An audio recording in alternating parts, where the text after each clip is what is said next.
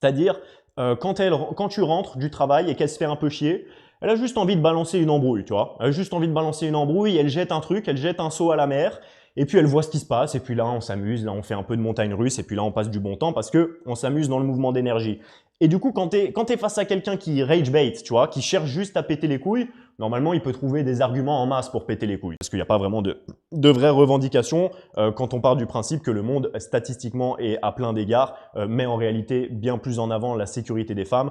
Et même dans le monde le plus dominant de façon masculine, même quand on parle de masculinité toxique, la volonté, elle est quand même de couver ou de protéger la femme indirectement. Donc évidemment, il y a des dérives et je dis pas que tous les pays du monde sont parfaits et je dis pas que la majorité des pays du monde sont bien. Je dis juste que la réalité du monde occidental est que ça n'existe et ça ne fonctionne que parce que des hommes sont prêts à sacrifier leur santé mentale et leur santé et leur vie pour que des femmes puissent jouer au papillon, ouvrir des magasins de fleurs qui perdent de l'argent tous les mois et péter les couilles sur des plateaux télé en disant des choses qui ne veulent rien dire, juste devant des boomers qui n'ont rien d'autre à faire de leur journée que de regarder de la merde parce que c'est symboliquement leur meilleur moyen de se distraire et d'éviter d'affronter la réalité de leur quotidien qui est le fait qu'ils n'accomplissent absolument rien qui ait quelconque valeur dans leur vie.